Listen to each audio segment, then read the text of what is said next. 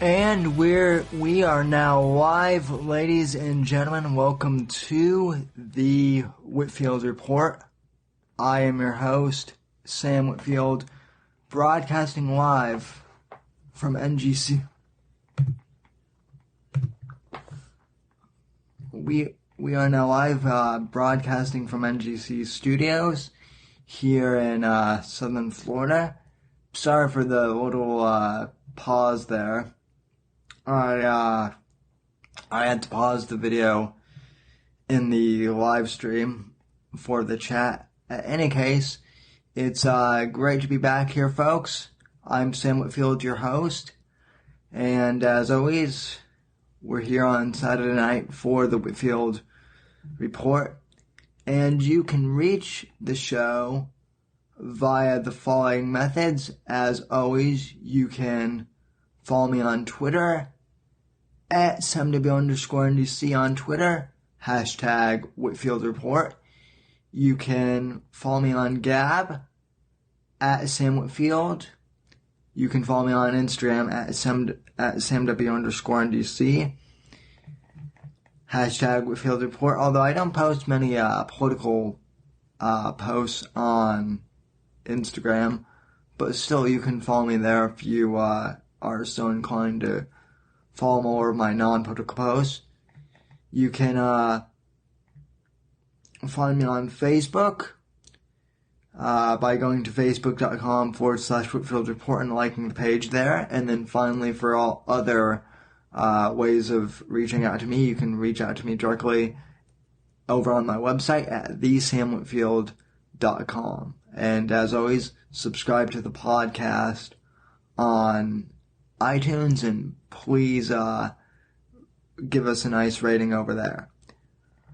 Alright, ladies and gentlemen, a lot to cover on the front of the news tonight. A lot of stuff happened this weekend that is important for covering. Real quick, before we get into the news, I made an announcement at the end of last week that Christian Blatt from the Dennis Miller Option would be joining me on the show this evening. And unfortunately, Christian was not able to join us tonight. He had other obligations. Dennis Miller is getting ready to hit the road to make his to actually do the filming of his new stand-up special, his 9th one, and so Christian is busy helping him out here. So so Christian and I are talking about when to reschedule the interview, and we may do at the end of the month, although I'll be leaving at the end of the month. I'll be going on vacation at the end of June and into July, so we may be doing the interview after I get back in early July. But for this week, we're covering just some more of the topics of the world, and the big news of the world right now is, President Trump in North Korea. Now, this was, in my opinion, this was a big win for the United States. Hence the title of tonight's episode, President Trump Can't Stop Winning. For several decades, we've attempted to sit down with the North Koreans and make some progress towards denuclearization And in the past 30 to 40 plus years, we have never been successful as a country in doing so. In fact, some might argue that under previous administrations, those tensions have been exacerbated. So President Trump went to North Korea this past week and met with Kim Jong Un, which a lot of skeptics on both the Never Trump conservative side as well as the left and the mainstream media, they all said it couldn't be done, ladies and gentlemen, and yet he already is in the process. He started the process of meeting with Kim Jong Un and discussing terms for denuclearization, which in my mind is a win. Just the fact that he was able to start this, and this is a big win for us, in my opinion. Now, let me start this by showing a clip, just a brief summary from Fox News of the North Korean summit and meeting. There are a couple other clips that are, 30 minutes long, but you don't need to see the whole summit. I just want to show the highlights, the best of, and they should give a pretty good viewing of what went on. So, cut number one. Let's play the clip.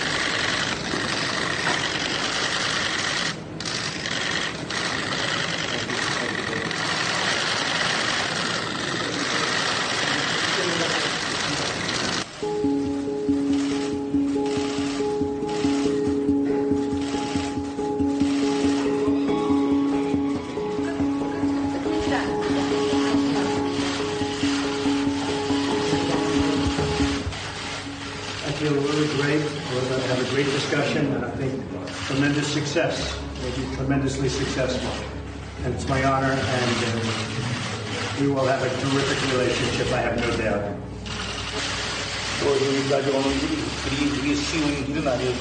Well, it was not easy to get here. The past worked as fetters on our wings, and the old prejudices and practices worked as obstacles on our way forward, but we overcame all of them, and we are here today. That's true. What am I saying?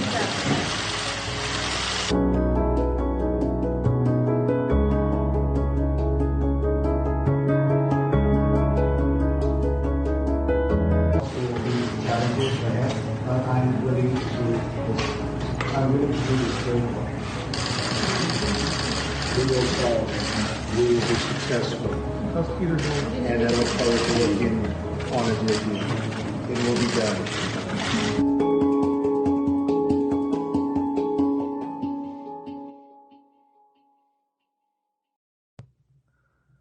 Okay, folks, so for those of you who were listening on the audio podcast, many of you, obviously, if you're listening to the audio podcast, you couldn't see the visual part of that. Basically, the summit consisted of them having lunch, and then they had discussions about denuclearization, multiple sessions, and one key moment that happened there is Kim said he was willing to listen to President Trump and work with him on denuclearization, and Trump basically said the same to him regarding that they were willing to listen to each other and forge a new path forward. And this is significant because I said at the beginning of the show a few minutes ago, we have never had this type of progress, at least to my knowledge, certainly not in my lifetime, and even in my parents' lifetime. I asked them. We have never had an open dialogue with a leader from North Korea. It was also revealed that Kim Jong Un got rid of 3 of his lieutenants who were basically running the country. Now, whether or not he, just fired them or actually, fired them, that remains to be seen. Like I said, the fact that we're having dialogue with Korea is huge. I don't really know what the intentions of Kim Jong Un are, and I'm not really sure anyone does at this point for sure. It's still a little murky, to say the least. But from the way he's behaving, at least from what we've seen in the summits, it seems like he's willing to discuss things. And it's funny, in the clip with Trump is looking very confident, very sure of himself. He's all business. Kim looks like the proverbial new kid at school who's fat and obese and doesn't really know where to sit, and he's sitting there, but he's not really sure what to expect. And that's, if you're listening to the audio podcast, that's basically how, he looked throughout that entire clip. So that leads me to ask this, right? For years, we've heard that North Korea was we've heard that that the Kim dynasty or regime or whatever you want to call them, we've heard that the Kim family is horrible, that, they're pretty close to Nazi-esque, and that they're crazy and that they're insane. And based on the history with the father and grandfather, with, Kim Jong-un's father and grandfather, there's pretty substantial evidence, based on the past to suggest that that was true. I remember when Kim Jong, when the father, whose name, when Kim Jong-il passed away, I remember hearing reports saying that the son was just as much of a psychopath as his father. That was the premise of what the mainstream media was basically saying when Kim Jong-il died, that his father was just as, that his son was just as tyrannical, just as horrible, and that the son, may lead us into nuclear war with North Korea. And yet, based on the summit, so far this does not appear to be the case.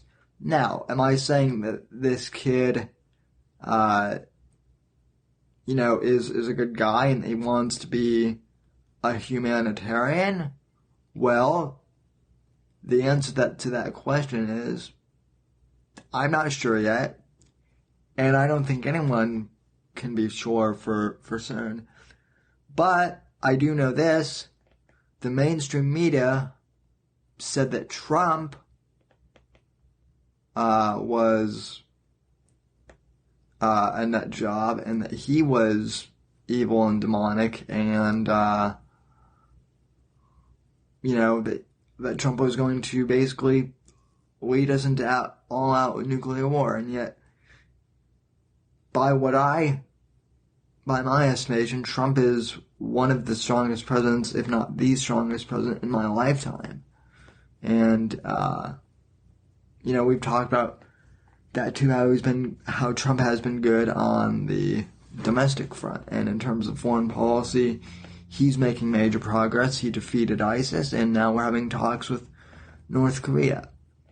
So if the mainstream media is willing to lambast our own president and make him look like a bad guy, then wouldn't they do the same with our foreign leaders in other countries who the U.S. might not have been favorable toward in the past? Now, don't get me wrong. I'm not saying, like I said, I'm not saying that Kim is a great guy. The truth is, we don't know yet. But it's hard for me to believe the media when they say that Kim Jong Un is worse than his father. It's hard for me to believe that statement from the media when clearly he was willing to sit down with the president and also talk about the possibility of denuclearization. And that's a perspective on the Kim situation and the situation with North Korea that you really won't hear anywhere else. Okay? I haven't heard anyone else in the media say that perhaps, even in conservative media, say that perhaps the mainstream media is lying about North Korea. I haven't heard that yet. But like I said, it makes sense that, they wouldn't be inclined to say, well, we don't actually know much about Kim Jong, and maybe he's not as bad as we thought he was. So, that's kind of my opening premise on Kim Jong, basically. Okay, let me read one of the comments here. By the way, if you're watching us live on YouTube, you can chime in and join the comments section. Whenever the show starts, you can chime in with your YouTube account and participate with the other members of Sam's Savages live on the Whitfield Report and make your comments. So, MJF Artistic Designs, one of our regular listeners, says it could be that he was young and basically, to his father's military, run everything. And now he wants to change things, or he's a lying piece of scum and wants to screw us. Right you are. I mean, it could be either one of those things. The point I'm getting at with that is that the Never Trump contingency of the conservative movement has already called Trump never. They basically called Trump Neville Chamberlain, and Chamberlain, for those of you who might not remember, was basically the British foreign diplomat who met with Hitler in 1939, signed a document, and proclaimed peace in our time, and then Hitler went ahead and bombed England anyway. Now, I will explain why I think that premise from the Never Trump movement is false. Obviously, I think that's the Never Trump movement just continuing to be Never Trump and being antithetical to Trump. I think they're still bugged that Trump is the president of the United States, and while they're going to do whatever they can to suggest that Trump's brand of conservatism is hurting the country, and, even if that means making up lies about what Trump is doing in Korea, which in my opinion is what they're doing, and it's pretty, it's pretty clear to see that at this point, the Never Trump movement is just going to try and use the North Korea situation to smear Trump. But anyway, let's go ahead and continue on with this.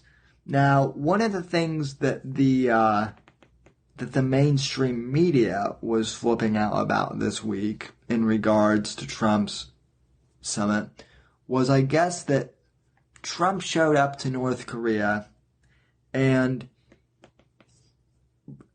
reportedly he played this intro video for Kim Jong Un, and he played this video to the press as well.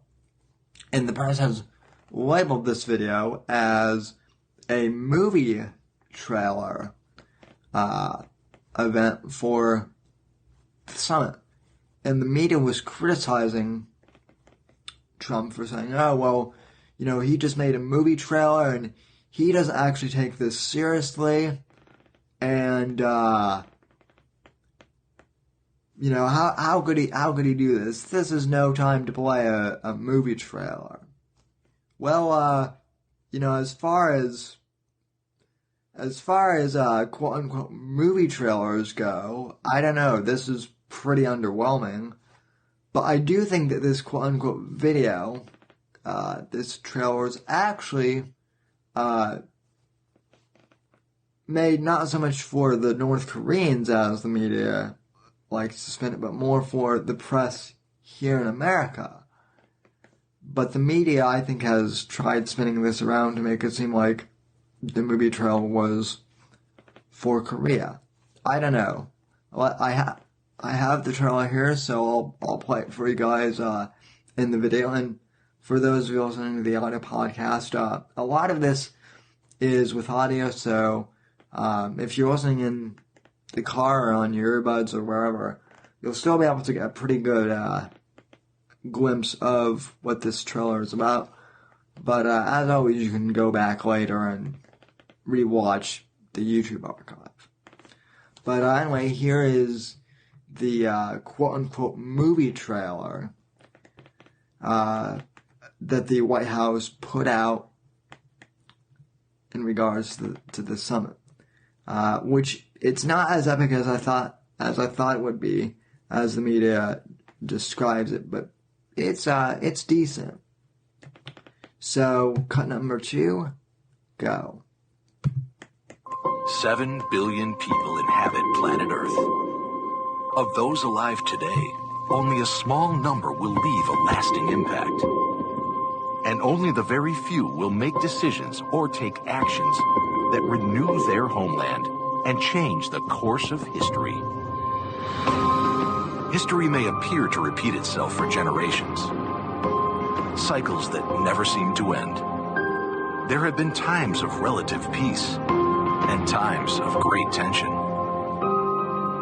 While this cycle repeats, the light of prosperity and innovation has burned bright for most of the world. History is always evolving, and there comes a time when only a few are called upon to make a difference. But the question is, what difference will the few make?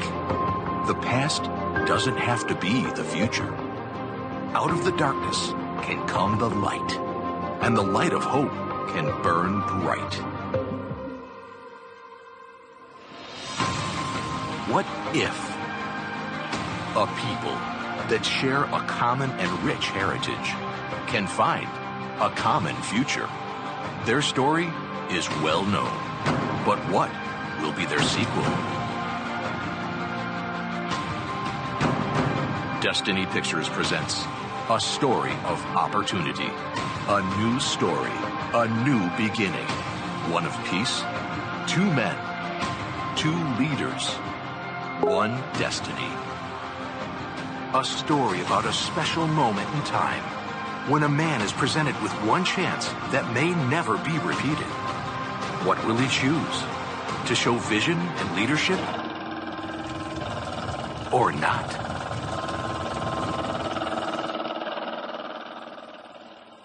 There can only be two results.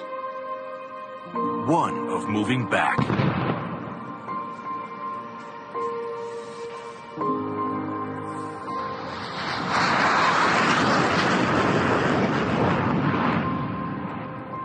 or one of moving forward.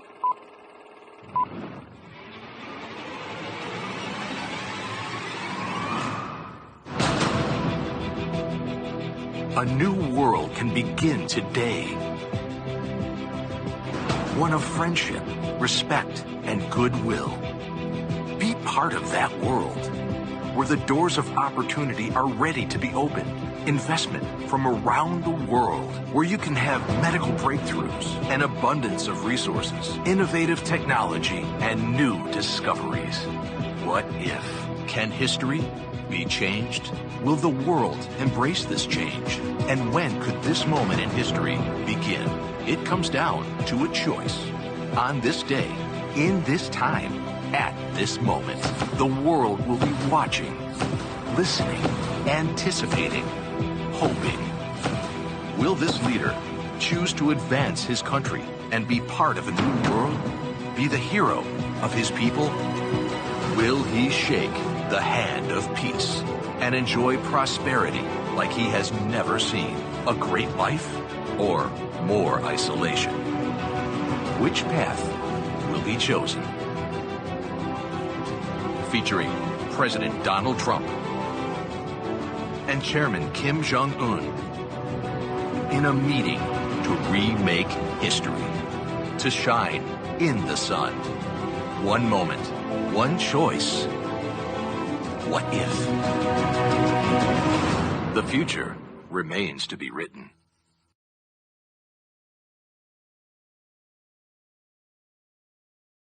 Alright, so that was the quote-unquote movie trailer played for, I guess, Prime Minister Kim Jong Un, or I don't know what his title over there is. Gabe said that the dialogue is terrible and that we should have just had the danger zone meme him into submission. I agree. That trailer wasn't as epic as I thought, as the media made it out to be. It didn't even really seem to be more, to me it seemed more like an infomercial than anything. It seemed like an infomercial trying to be a movie trailer, but they didn't really, they didn't really succeed on either front. They should have had if they wanted a movie trailer, they should have hired, they should have called up the Danger Zone and had, our boy Sirio, do the movie trailer. Sirio actually did a trailer for the Danger Zone, which is one of the other YouTube channels / networks I'm affiliated with, and our boy Sirio did a much better job. But I don't think that trailer was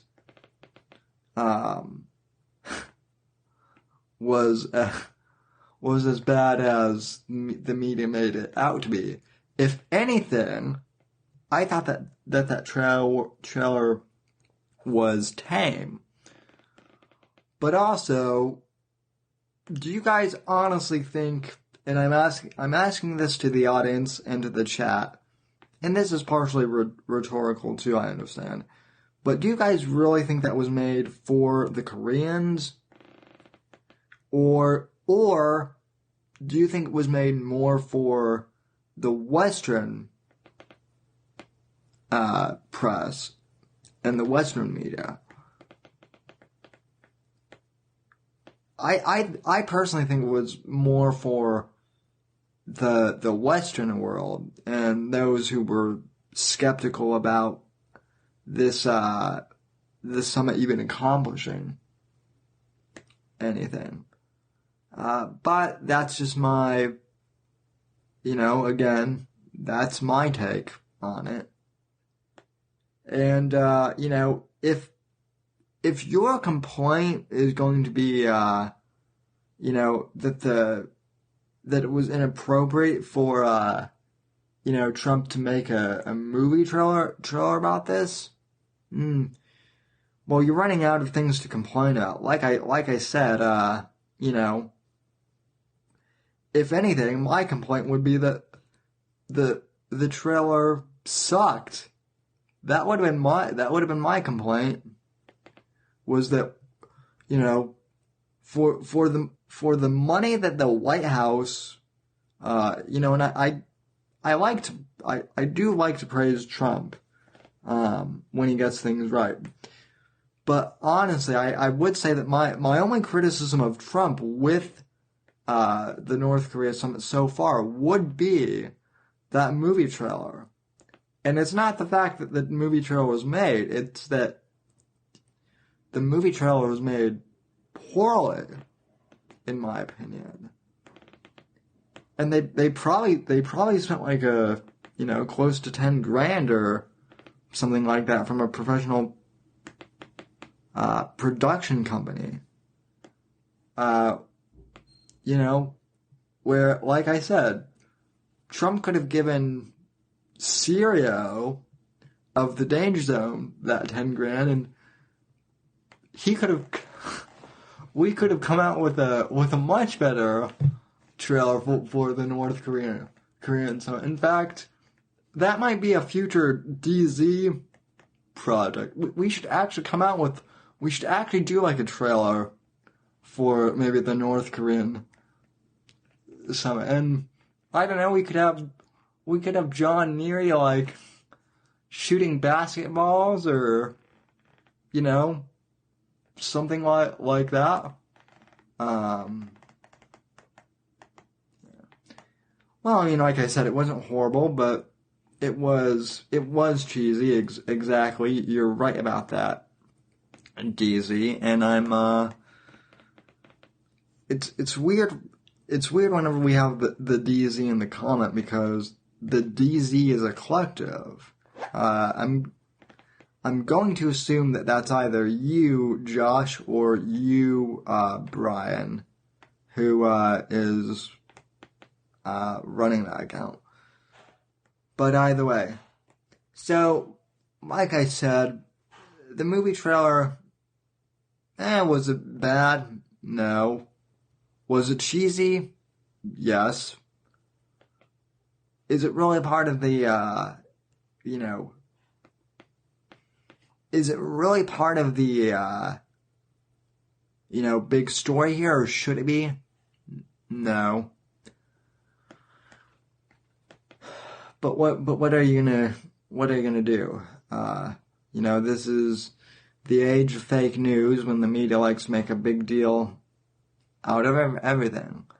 Like I said, the trailer's shoddy quality, is my biggest complaint. Hey,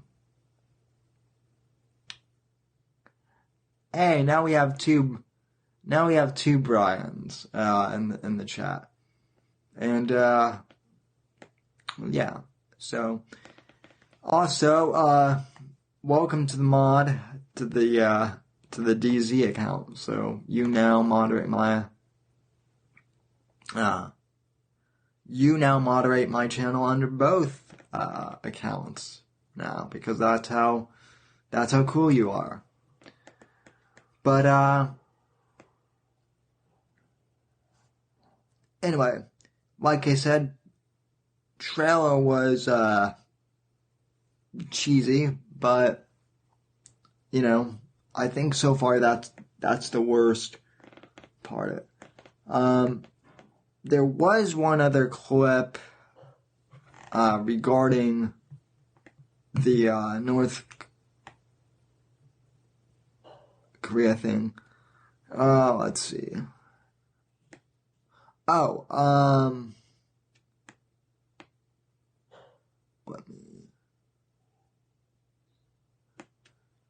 let me see where it is in the playlist. Oh, okay. I've got it.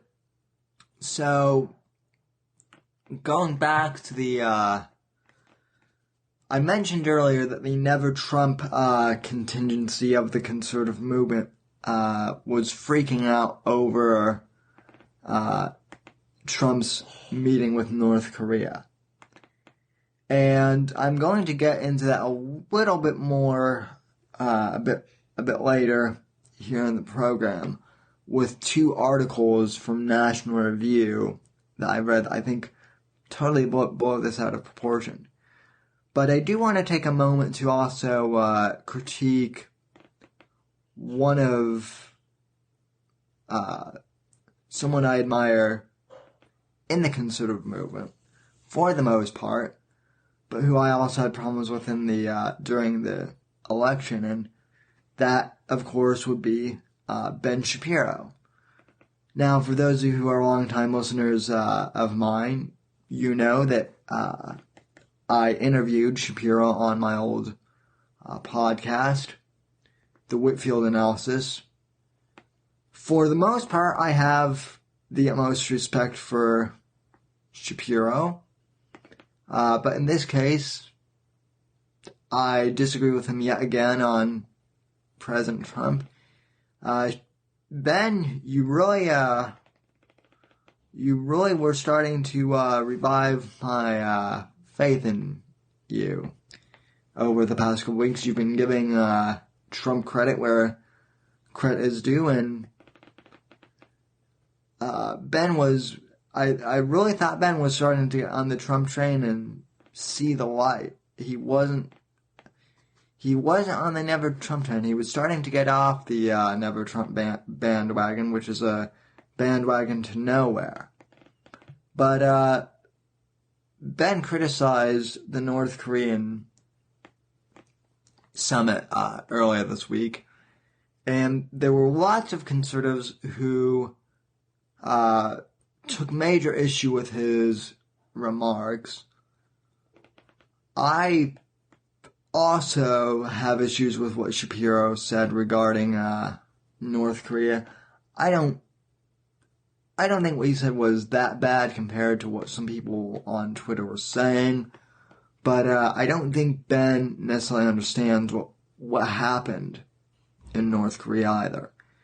So this is Ben Shapiro's reaction to Trump's summit with North Korea. Cut number 3, go. And this is from local KRLA News, too. This is not the Ben Shapiro show. So, cut number 3, go. Thank you. For the Trump administration, it's been a whirlwind week with 2 huge foreign affairs stories dominating the week. Yeah, from the contentious G7 meeting over the weekend to last night's historic summit with Kim Jong Un.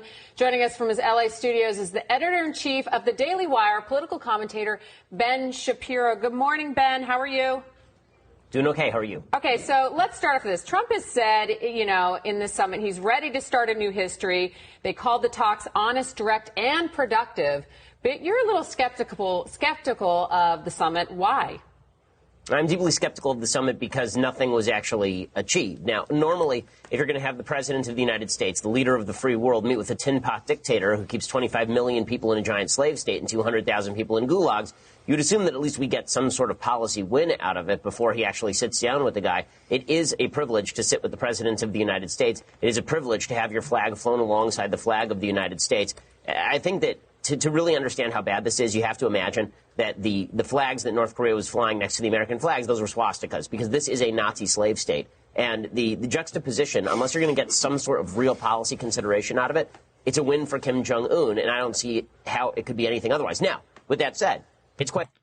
Okay, now I have to pause there because that is the part of this that a lot of people are taking issue with Ben on, and I have to say that I think for the most part, the conservatives who are having issues with Ben on this are absolutely right. Okay, Ben Shapiro has a 247 IQ. He's a smart guy, and yet on the North Korea summit, he completely missed the mark.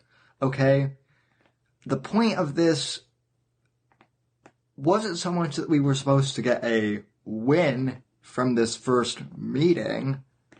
The point of the summit was that we were sitting down and talking with North Korea, that we were starting that dialogue, that we started the first honest dialogue in over, 40 years, 30 years. It's not going to be a victory right away. We know that. But the fact that Trump has been able to sit down with North Korea and have an honest talk, that is a victory in and of itself, in my opinion. It might not be, a huge victory at the moment, but, I think Shapiro, who again, for the most part I respect, but I think Ben has to give Trump some credit for, bringing Kim to the table. That's what that's what I've been praising Trump for this week. Just that in and of itself is incredible, especially when you consider that during the election, the media was saying that, Trump, with all of his tweets, that we would be at war with North Korea, that we would be at war with Iran, that he would, intensify ISIS, that we would, be at war with everyone. Well, in the first 2 years of his presidency, President Trump has pretty much eradicated ISIS, okay? We don't hear much about them anymore. They're still out there in cells, granted, but we're hunting them down. They're nowhere near as powerful as they were. We pulled out of the Iran deal, which was a horrible deal that should have never been made in the first place, okay? We pulled out of that and said, that's not happening. President Trump acknowledged Israel, acknowledged Jerusalem as the proper capital of Israel, and moved the embassy there officially, which no president has done when given the opportunity. Even George Bush, who was supposedly a staunch supporter of ally, even W. Bush missed that opportunity. Reagan took that. Even Glenn Beck, who was an avid never Trumper. This is the irony. Okay, I mentioned this a month or so ago on the podcast too. Right? Glenn Beck, who was basically a leader of the Never Trump movement. Hey, thanks for popping in, John. Thanks for tuning in for a bit. Come back later and, try and finish this if you can. Anyway, as I was saying, Glenn Beck, who was pretty much the leader of the Never Trump movement, acknowledged that Trump, has been pretty much conservative on everything he's done so far. And Beck pretty much went from being Never Trump to donning a MAGA hat on his show. So Glenn Beck went from being dead to me during the election, to redeeming himself. Now, I wouldn't say that Ben is dead to me.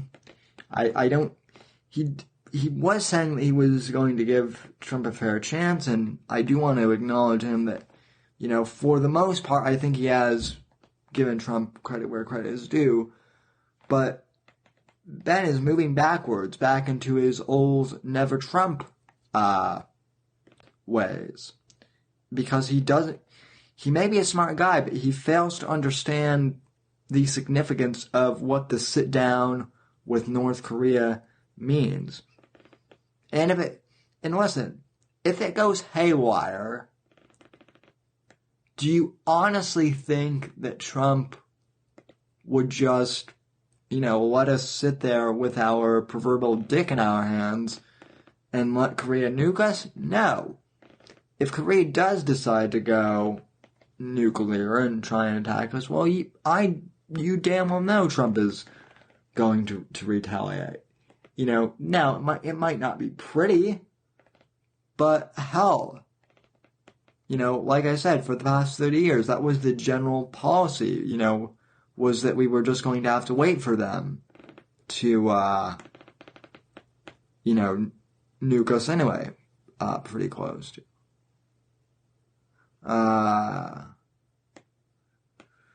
So, like I said, Shapiro is a smart guy, but, I think that's the big issue that people have with him. Now, I do want to play the rest of this clip before we, continue on, because I think Shapiro does say that he's cautiously optimistic here.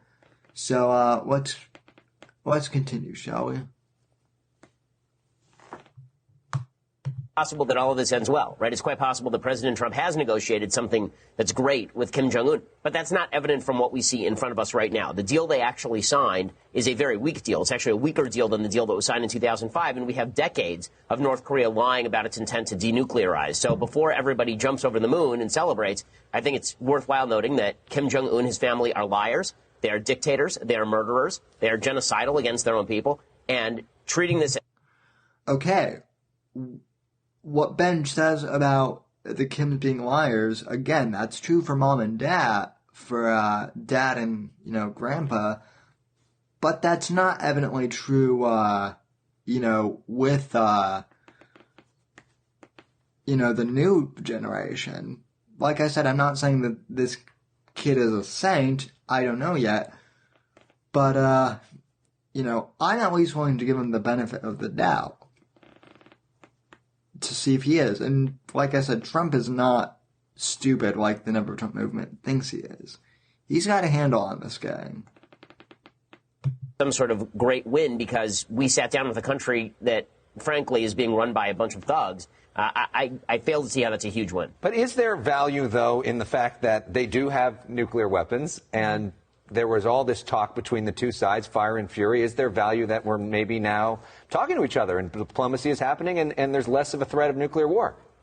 So I'm happy with low-level diplomacy, but having the President of the United States travel over to Singapore and have high-level talks with the head of a nuclear-armed terrorist state, it grants an enormous amount of legitimacy to Kim Jong Un. I mean, Kim Jong Un was treated as a celebrity there. The President of the United States has now put out a video on his Twitter account that shows him basically celebrating having met with this guy. I don't see why that's anything useful. Again, I'm happy to... Okay, why don't we want to legitimize Kim Jong Un? Again, I get the fact that Korea may be dangerous, but again, everything that Shapiro and the Never Trump movement has basically said about Kim Jong Un, they're basing that based on the past of his father and grandfather, and this is why like I said, Shapiro's a bright guy. Okay, but sometimes I know people who are so smart and they have such a high intellect, and Shapiro's one of them, that they're so smart that they overthink things, ladies and gentlemen. They have such a high intellect that they tend to over-intellectualize things, and they tend to overthink things when, sometimes the easiest, the simplest explanation is usually the one right in front of them. So, let's see. Yeah, Brian's right. Legitimizing this guy is a solid move. He has fucking nukes. Yeah, I mean,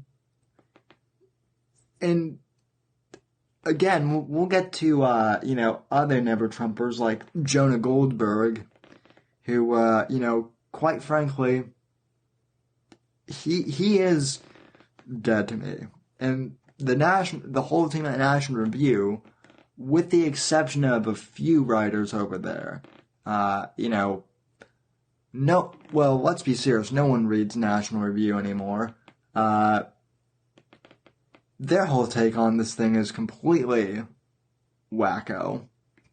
And so, I hope that, Shapiro does continue giving Trump the benefit of the doubt somewhat. I'm hoping I'm hoping that he's wrong, and I'm hoping he admits that he's wrong about this too. Let's see. Gabe makes an interesting point too. He says, I agree, but for a slightly different reason. Legitimizing him is what he wants. It makes him happy. Then what we want gets cheaper. Again, and, right. Gabe is right. And, again, what is Trump most famous for? He is most famous for the art of the deal. And that is what Trump is doing right now. He is negotiating. He is using the art of the deal with Kim Jong Un, and hopefully things will pan out. I mean, the other thing that someone brought up to me this week on Twitter is, do you honestly, now this was, I can't remember who tweeted this at me, but whoever this was basically tweeted at me and said, for those people who think that Kim Jong Un is downright evil, if he really hated America so much, then why is he obsessed with American, basketball and American fast food? I guess there was one of the portions of the talks in North Korea,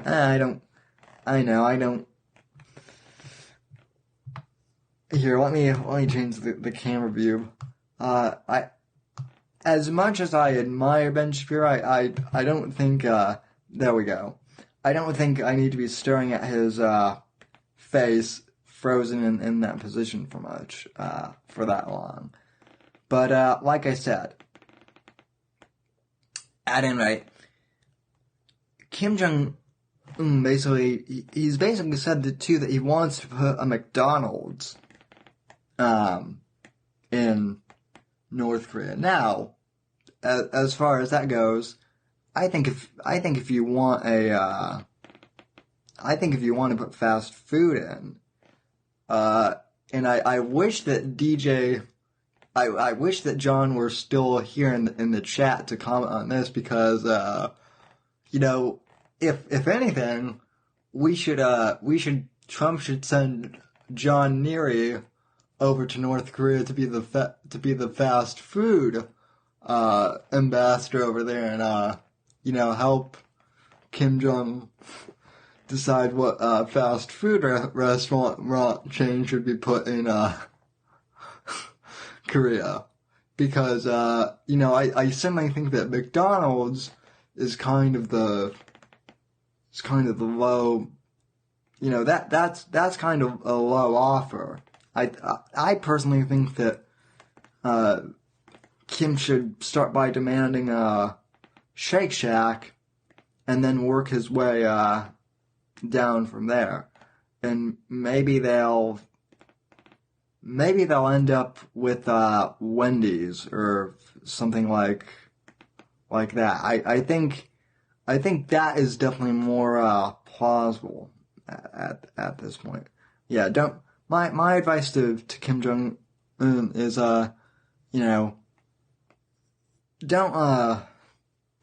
don't go for McDonald's right away. Negotiate for something a little higher up. I think your people would actually appreciate you for that.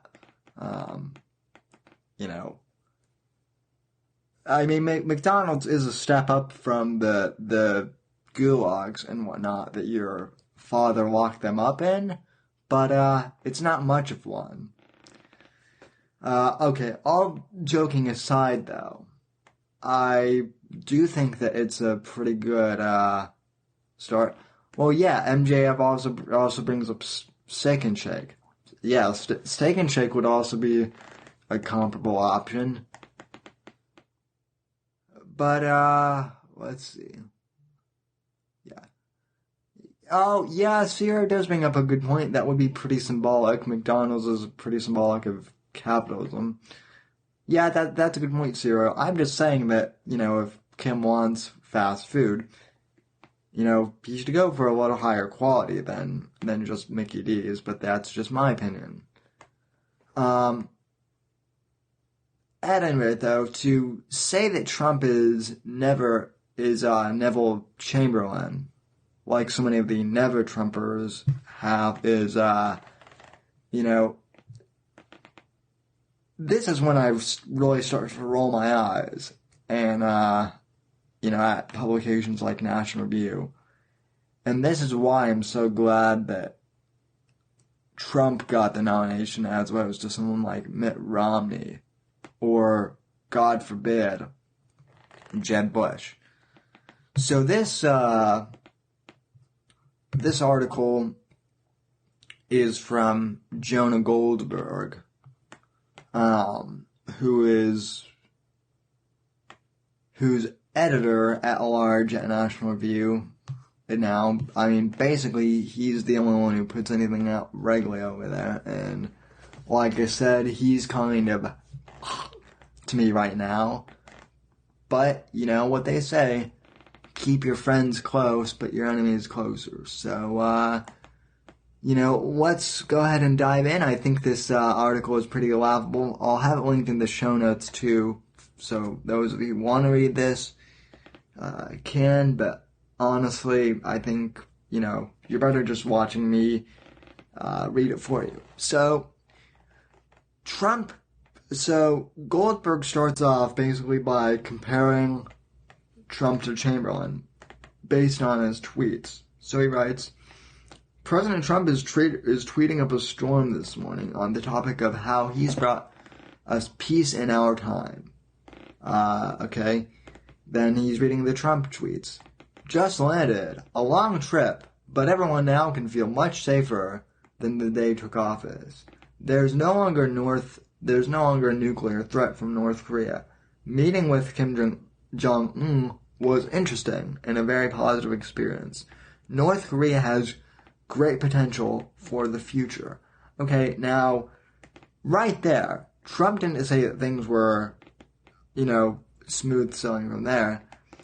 He said that North Korea has great potential for the future.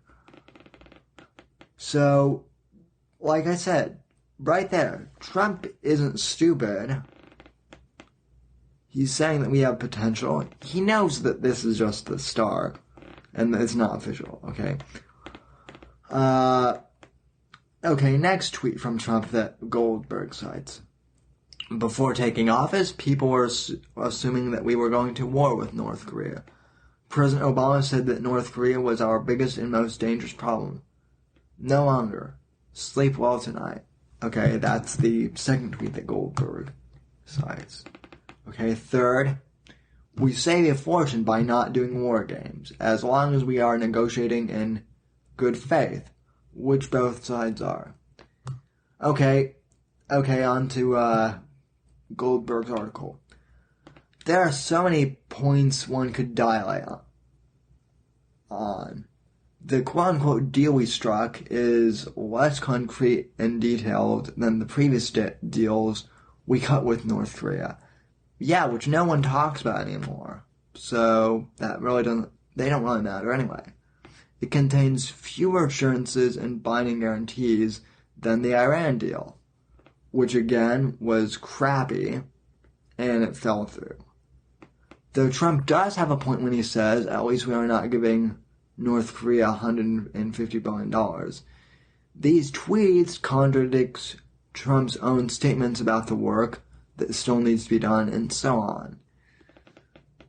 But the interesting question for me is whether or not, quote-unquote, there is no longer a nuclear threat from North Korea.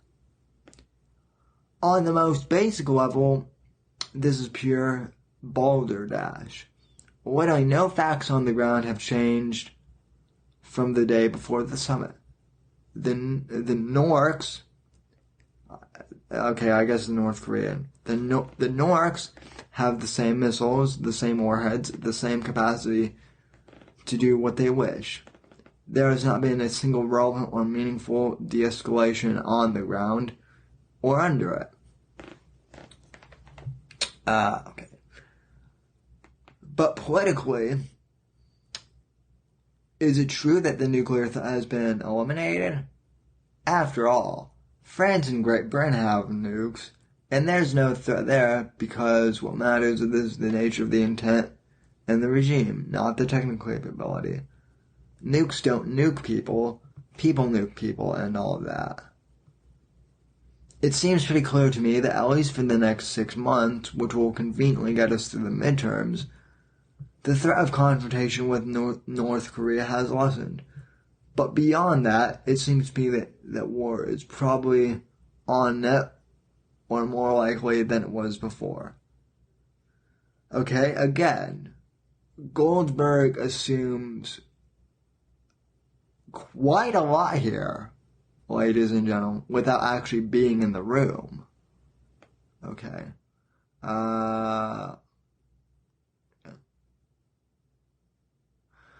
I wonder if North Koreans would like brats. Well, Brian, that's a good question. When the next time President Trump sits down with Kim, maybe you could write to the White House and ask Trump to ask Kim that question. Dear President Trump, please ask Kim if he likes bratwurst. All right, Brian is always good at breaking up the tension of some of these Never Trump articles. Okay. Back to Mr. Hard-Ass columnist here, though. If you take it as a given that North Koreans will not get rid of the nuclear program, at least not based on anything that happened in Singapore, then disappointment and anger is inevitable. Again, this time may be different, but only a new variable on the American side is Trump's stupid op-ads. But the only new variable on the American side is Trump's personal charisma, his unseemly praise of a murderer, and the whole spectacle of the summit.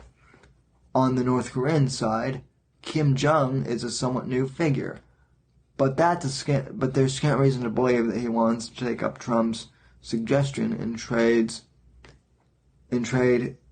his nukes for beachside condos on the North Korean coast. Kim left Singapore with many wins. America's remain to be realized. Okay. Comparisons to Munich fall apart in all sorts of ways, but there's still some connective tissue between Chamberlain's peace in our time pronouncement and Trump's "the threat is over" tweets. The most obvious is that both men were wrong. Chamberlain didn't buy peace in our time, and Trump has in no way eliminated the threat on the Korean Peninsula. More relevant, though, Munich ultimately made war more likely, not less. Why? Because by giving Hitler the benefit of the doubt in exchange for promises he never intended to honor, it made Hitler's subsequent aggressions all the more clarifying. The West felt like it could have gone the last mile for diplomacy, and there were no options left. Okay, see, folks, that is the argument from the Never Trump side on this, from the Never Trump Republicans, that really,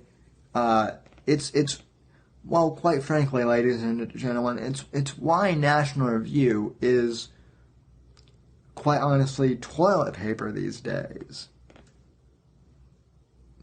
You can't make the comparison between Kim Jong Un and Adolf Hitler at Munich for multiple reasons. North Korea hasn't actually attacked any country or nation outside of their own. They've tested nukes, yes, but they haven't actually attacked another country. Okay, the whole meeting with Hitler at Nuremberg was them trying to take back territories after World War I, in attacking an agreed country that was supposed to be neutral. That was the whole deal with Hitler. Kim hasn't attacked anyone yet. So to make that comparison to Hitler is asinine. And that's pretty much the premise that the Never Trumpers here are trying to work off of. Which again, that right there, I could end the article right there and say that that's why this entire piece is garbage.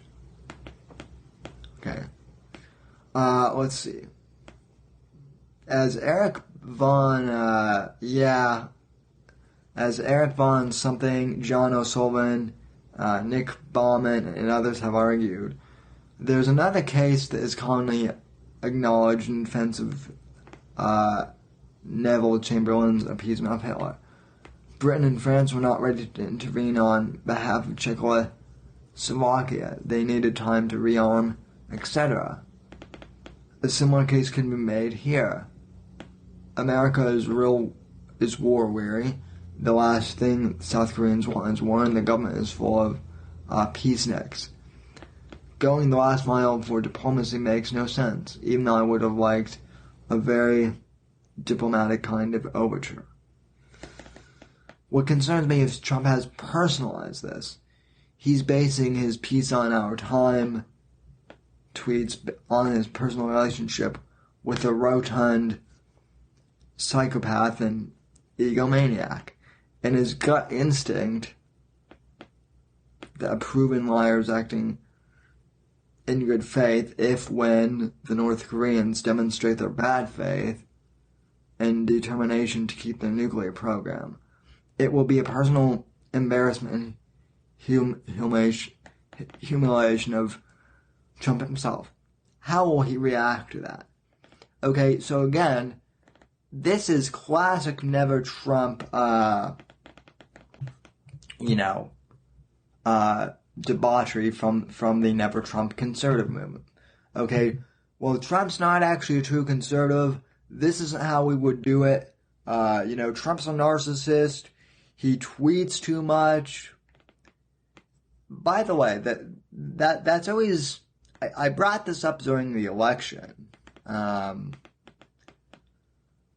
And at the early part of Trump's presidency. But have you ever noticed, ladies and gentlemen, that the Never Trump conservative contingency, I even hate to call them conservatives anymore because, well, they're not. honestly, if you want my opinion, they are the same as the hardcore left, refusing to support Trump, refusing to acknowledge him when he does a good job. Again, I exempt Shapiro from some of that because he has acknowledged Trump, but I'm talking about people like Jonah Goldberg and Jay Nordlinger of National Review, and same of Bill Kristol from the Weekly Standard. All these never-Trumpers say, oh, Trump's an egomaniac. He tweets too much. He's a narcissist and an egomaniac. Okay? Granted, Trump can act like an egomaniac. Yeah, I don't like all of his tweets either. But as far as his policy goes, okay, again, this is a man who has named Jerusalem the official capital of Israel, and who moved our embassy to Jerusalem officially. This is a man who has, through commanding the military, has successfully defeated ISIS, for all intents and purposes. This is a man who pulled us out of the Iran deal. This is also a man who, on the domestic front side of things, has brought black unemployment down to 5%, which is a historic all-time low. This is a man who symbolically pardoned Jack Johnson, the first African-American heavyweight boxing champion, who was wrongfully convicted under Jim Crow laws and sentenced to life in prison. He died in prison. I talked about that a few weeks ago. No other president symbolically pardoned him. Not even Barack Obama when he had the chance. And, yet Trump did that. He just pardoned that woman who was wrongfully imprisoned 20 years ago. The economy is good for the most part. He's very conservative. He's appointed the most conservative Supreme Court justice nominees. So again, to Ben Shapiro, to Jay Nordlinger, and to Jonah Goldberg, to Bill Kristol, and to any of these other never-Trump conservatives, I get that he's not the ideal image of what you want in a conservative. He wasn't the ideal candidate. He wasn't the ideal vision of what I wanted either. But he's surprised me damn well. He is certainly the most conservative president in my lifetime. I would say, based on what my stepfather has told me, that he is probably the second most conservative president to Ronald Reagan. And maybe he's on equal par in terms of the presidency with Reagan. So, for those conservatives who are still quote-unquote, dismissive of Trump, I just don't understand you guys anymore. I never have, and I certainly never will. And by all means, you're welcome to come on my program and, debate me and tell me what an idiot I am and, try and be snobby and posh and whatnot. But the reality is that most conservatives, even the ones who are wrong, who were skeptical, like Glenn Beck, and, I'll include myself in that. I was initially skeptical. I was relieved that Hillary lost. That was the reason why I voted for Trump. It wasn't so much that I was a big fan of Trump. It was that I voted against Hillary. I was cautiously optimistic of Trump, and yet, in the first 2 years, as Brian just said in the comment, he is exactly what I wanted. Yeah, same here, Brian. He is exactly what I wanted too, and I've been pleasantly surprised. So, ladies and gentlemen, in my opinion, that is why Donald Trump is winning. In fact, it's not just my opinion. As I stated, it is proven fact that Donald Trump is winning. I was really tempted to name this episode Donald Trump Wins the World Series, because that would kind of be our takeoff on John Neer Wins the World Series. But I figured the Danger Zone outsiders, they might not catch the reference to that joke. So instead I just decided to put that President Trump is winning, because he is. And this is another victory. Alright, folks, and we're coming up on almost, 45 minutes. We're coming up on, at this point, let's see, an hour and 15 minutes. So that is pretty damn good. Unless the people in the chat, I usually like to open up the end of the show to kind of do open line comments. Were there any topics politically or culturally or otherwise that, basically the end of the show is basically open to any comments. Anything that you think should be addressed, feel free to type in the chat. So basically this is open line now. And if we don't get anything, I'll wrap up the show and we'll call it a night. So, basically though, Trump is doing everything that he said he would and more. So, also, friendly reminder that we also have the Danger Zone channel, which you can subscribe to. Okay. Oh, Manafort and Cohen. That's right. Now I've heard a little bit about that, but I guess supposedly, let's see.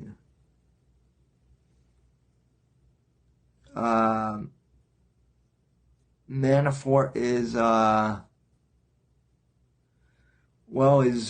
is he supposedly going to testify against Trump?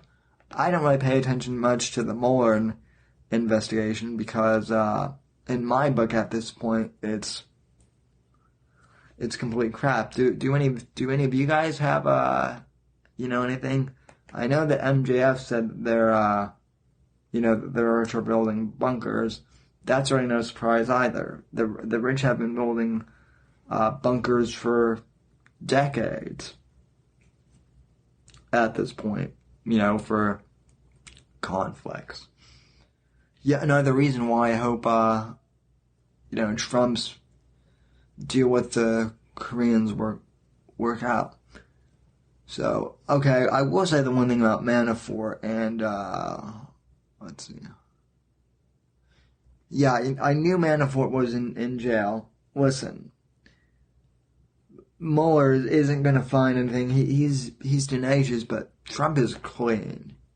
The Dems have to be tearing their hair right now because the Mueller investigation they're not finding anything legitimate.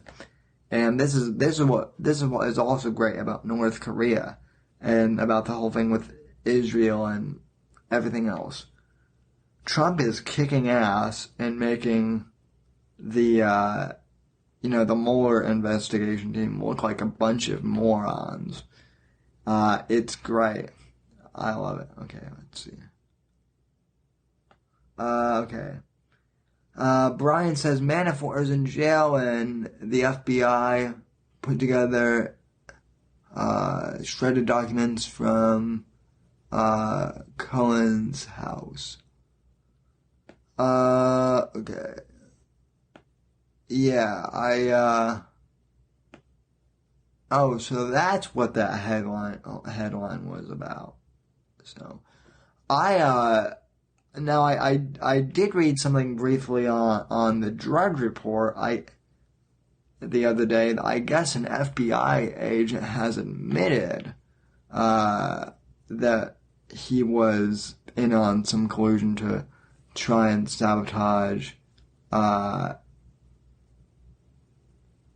Trump from winning the White House.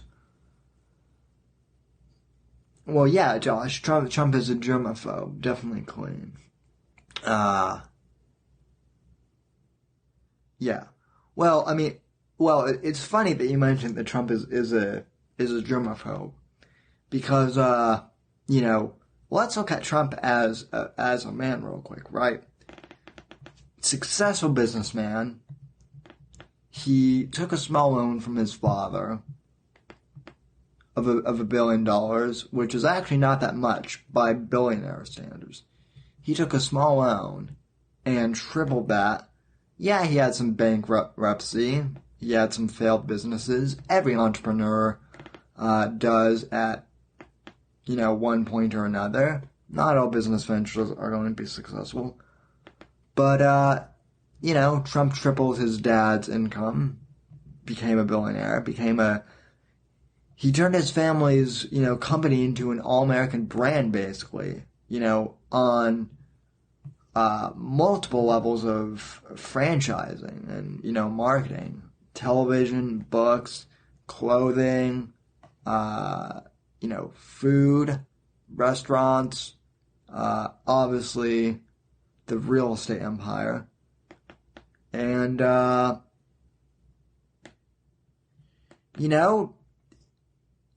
I mean, he's had affairs with women. That's undeniable. They've all been consensual. His one vice seems to be women. He doesn't drink alcohol. I actually just learned that recently. I did not know this, but apparently it's common knowledge that he doesn't drink alcohol, and neither do Don Jr. or Eric. Apparently, neither of his sons drink alcohol. I think Ivanka does, but even she drinks in moderation. So I think it was Dennis Miller who made the comment this week on his podcast that really, because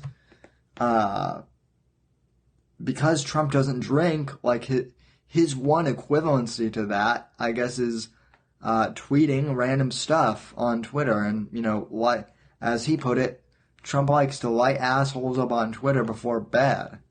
That's kind of his nightcap, so to speak. Which, that's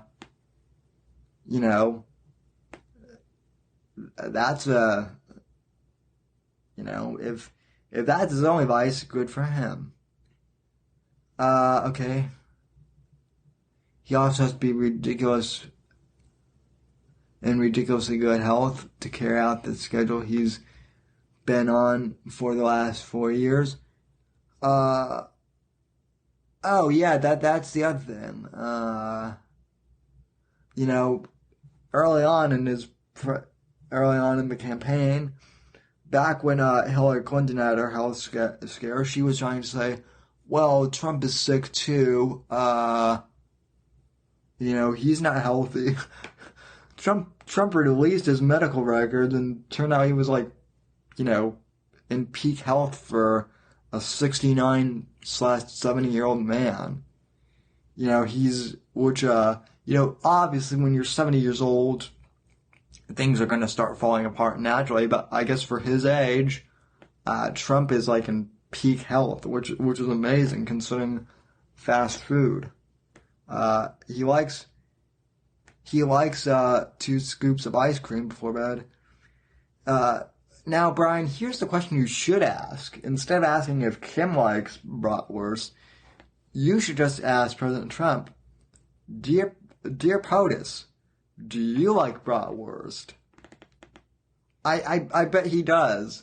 In fact, if I remember correctly, when I was in New York City at Trump Tower, which is where I got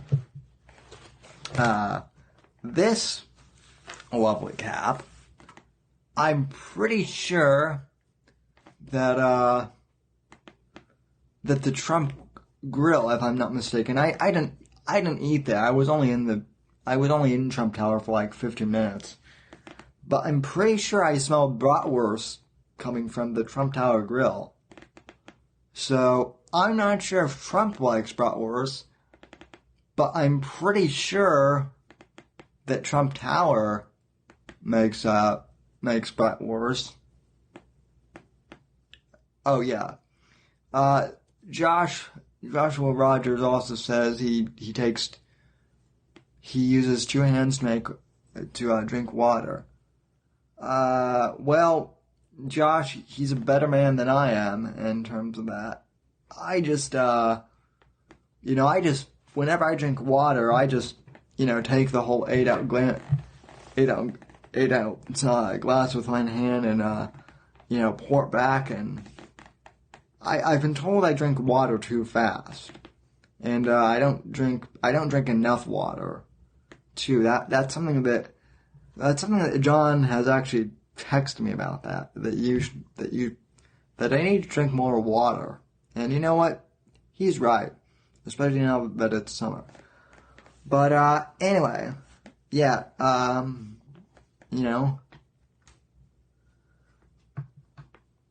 make bratwurst makes America great again. No, Josh, the thing of it is, we need to make bratwurst great again first. I actually like bratwurst.